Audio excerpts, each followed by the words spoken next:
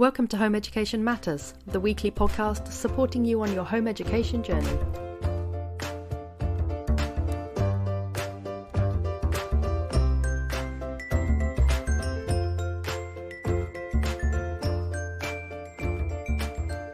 Hello and welcome to Home Education Matters. I'm joined today by Miriam, who is going to be part of our Day in the Life series. So, first of all, hello and welcome to the podcast, Miriam. And secondly, do tell us a little bit about yourself and your home education journey. Hello, thank you for having me on. My name is Miriam. I'm married. I have 4 children.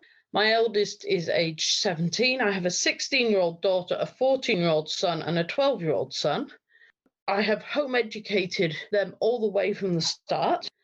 Home education was always an option for me because my mother home educated me for 2 years between the ages of 8 and 11. I home educated my 3 siblings at the same time as well. So home education was always an option. And partly because I had my children quite close together, when it came to the time to send my eldest to school, I just didn't really feel I needed to do that because I would be at home anyway with 3 younger children. And so I could carry on teaching him and educating him in the way that I felt was doing him good already without having to send him to school. You were home educated for 2 years and then your siblings were home educated for longer than that. Is that right? So we were all educated together for 2 years.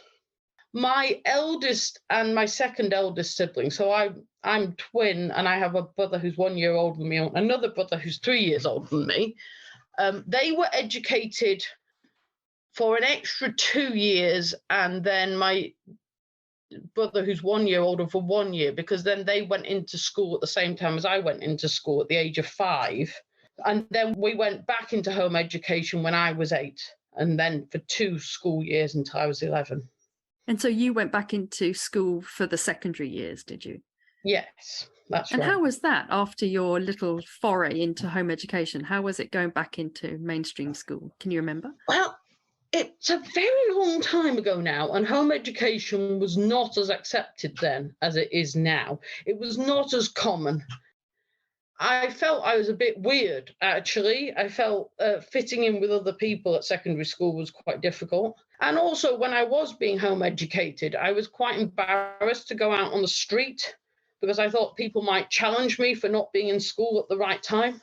I've made an effort to teach my children that that's just tough, that's just other people, and just tell them you're home educated. It's a complete answer. Yeah, exactly. You haven't given them a complicated line to give people when they ask them in shops if there's no school today and that kind of thing. Well, just say they're home educated. And if people say, oh, well, I didn't know you could do that, you go, well, you can. In actual fact, I've found, I don't know about you, I've been doing it quite a long time as well. And I found that when I first started, you got a lot more perplexed looks from people. But nowadays, people seem to see it, I think possibly because of the lockdown, people see it as much more of a standard choice now. So I find I'm not having to explain myself as much, which is quite nice. Yeah, I think that's true. Although I think that's partly for my children, at least an age thing. Now that they're older and they're behaving fairly well, then there's less likelihood of challenge. Yeah, they get to the teen years, don't they? And then people aren't really sure what age they are, so they don't want to question them. It's not like when they're little ones running around. Yes. So could you talk us through a kind of classic day in the life? Because you've got 4 children you're home educating. So what does that look like? What does a standard day look like for you? Well, I'm only now educating 3 children because my eldest has gone to 6th form college and is doing A-levels and is hoping to go to university next year. You didn't fancy doing A-levels at home? Well, the ones he wanted to do were not ones that I could have taught. He actually then ended up choosing A-levels that I could have taught, but by that time he'd already chosen to go to 6th form. So I let him do that. And I thought, if he's going to go to university, that maybe 6th form college would be a good transition for him to learn. How's he finding it after home education? How's he finding it? He is absolutely fine with it. He's enjoyed it, but he's also someone who never gets stressed about anything, and he's just gone ahead and done it and found that the work was fine, dealt with the friendships, just got on with things. That's reassuring. I was speaking to another home educator as part of this podcast series, and her daughter, who's home educated, she's just gone to sixth form college as well. And she was saying how much she's enjoying it as well. So sometimes I think you worry that your children are going to struggle to make that transition into full-time education, but invariably by that age, they seem quite robust as individuals when they've been home educated. I feel 16 is quite a good age. I couldn't speak about every other age, of course. So talk us through your standard day with you and your 3 children at home. So I have to get up at 7:30 because I want to make breakfast for my son who goes to sixth form, because I feel sorry for him and think, well, we need some human contact with him first thing in the morning. So I get up and make breakfast with him, and sometimes the other children come up as well. We then try and do homeschooling in the morning. And what does that look like? So because they're fairly old now, my 16-year-old daughter mainly retires to her room and does her work on her own on her laptop. She's doing a 1 day a week at college, which is designed as a home education course. And so she's doing 4 GCSEs in a home education course. And so she gets on with that work on her own. So they give her work to do and she gets on and yes. does that in her room. Mm-hmm. And it's supposed to be complemented by work at home as well, because obviously only 1 day a week. So I teach her some extra English and my friend teaches her extra math. So 1 day a week we do a sort of homeschooling cooperative where we teach those at GCSE level, and the younger children get taught at a lower level. So that's 1 day a week. But otherwise in the mornings we do schoolwork where she's in her room, normally working. She sometimes will come down and do art or cooking or something, and tries to have breaks with the 2 younger children. And then the other 2 are now also, I'm a bit disappointed about it, but mainly we work out of books. And so I don't really need to teach them very much myself. So I simply make sure they've got their books open. And if they get stuck, I will help them with maths or English, or I do a history lesson with them once a week or so. Is this kind of Key Stage 3 that they're doing? What kind that's of Key subjects Stage 3 books. Yeah. So they just follow. We use the So You Really Want to Learn series, which I bought secondhand off eBay, and they just work through them. And if they get stuck, I will help them. But otherwise, they're fairly competent at getting on with it themselves. And do you stick to mostly the curriculum subjects? Yes, I think so. It's always depended a little bit on what has been available via my friends and other homeschoolers. So one of my friends at the moment is doing an environmental management GCSE, which she's aimed at younger children than the GCSE age. So they're doing that with reading information. I'm doing ancient history with my 14-year-old because he wants to do that, which is not major curriculum. But mainly I'm sticking on the main subjects. And then my youngest, who's 12, is very good at music. So I'm getting a student in from Durham University to teach him music on the piano. So it's a whole range of different things. And it's really more a week than a day because I have different things on different days of the week. But I try and do work in the mornings, and then in the afternoons, more relaxed time, although afternoons would tend to start about 1:30 rather than 12. And so by the time they've done all that, they will have time off, or we'll go and see friends, or we'll go out for an outing in the afternoons. And we tend not to do any work in the evenings. And what about weekends and holidays? Do you go all the way through? So since my son's gone to sixth form, we tend to follow the school holidays, partly because we're going on holiday during the school holidays, and I don't expect them to do work when we're away.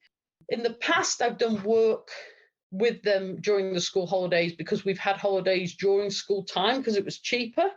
Yeah. So, and then I've said, well, you've got an extra couple of weeks to make up, so we're going to do some extra work. But normally we would still have a break because I think it's good for them to have a break as well. And have you always done kind of structured homeschooling? Yes, I think I have. I find it easier. I found it easier when they were young to say, right, I want you to sit down and do something. Because if you don't get them to sit down and do something, then you still have to look after them and they're making a mess of your house. So I found structured was actually more helpful. And it also would mean that when they weren't doing structured work, If they started being too badly behaved and trashing my house, I'd be like, right, well, we can always do some more maths. At which point they would find that playing was easier without being so disruptive. I've always found structured more helpful for me. And one thing I probably would say about homeschooling is I think it's essential that your children obey you. If your children are not obeying you on a regular basis, I mean, we sometimes have to cajole them and encourage them, but if they're regularly just not obeying them, you just can't home educate, in my opinion. You just cannot do it. Because how can you get them to do any work? They just say no.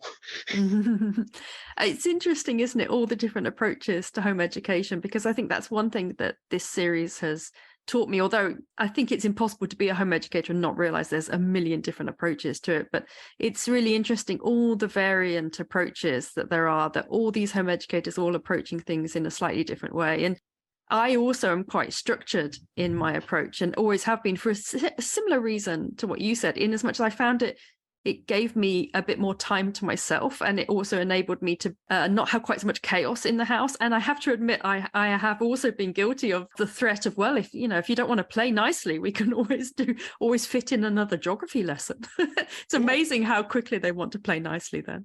Yeah. I think very much homeschooling comes out of the home educator's personality. You can only really home educate the way that your personality is. You can't do another system. You have to do your own system. Yeah, I was talking to an unschooler, and I've actually done a podcast on unschooling with Heidi Fisher. And I said, what about people like me who like to be quite controlling? And she said, well, she's the same. And it just is very difficult. You have to sort of constantly battle your natural inclination to be quite controlling. Whereas I think structured home education, it helps, doesn't it? It helps if you're a bit that way yourself, because it enables you to thrive in the structure. Do you think your children also thrive with structure? I think some thrive more than others. So my 14-year-old loves having a timetable and writes his own timetable and tries to follow it, and then complains when I'm not following it. Whereas I think my daughter would be quite happy with no structure at all and would probably get on with doing quite a lot of work anyway. I think my 12-year-old doesn't really like structure, but would do absolutely no work if I didn't have a structure. Do you think that if she was given long enough, like a year or 2 years, that eventually she would find her way towards learning through some sort of intrinsic motivation? Or do you think that just wouldn't happen? My daughter already has quite a lot of intrinsic motivation and reads a lot. She's a reader, so she would learn lots anyway that way. And she's also quite happy to work, having been given a task. She just doesn't like me as she sees it on her case. She prefers to be left alone to do it. So that's how that works. And as she's got older, I've been happier doing that because I'm trusting her more to actually complete the work. I think it helps as well when they go on to further education and possibly university, if they've got used to being in charge of their workload. Yeah, I think it actually sets them up for independent study very well. I think in life you have to learn to discipline yourself. I mean, that's what parents are there for, to teach you that until you get to the age where you can do it yourself. And I've got one last question for you, Miriam, and that is, I'm asking everybody this, and I spring it on them at the end of the podcast because I like to get their spontaneous reaction. So if you were to sum up your home education life in 3 words, what words would they be?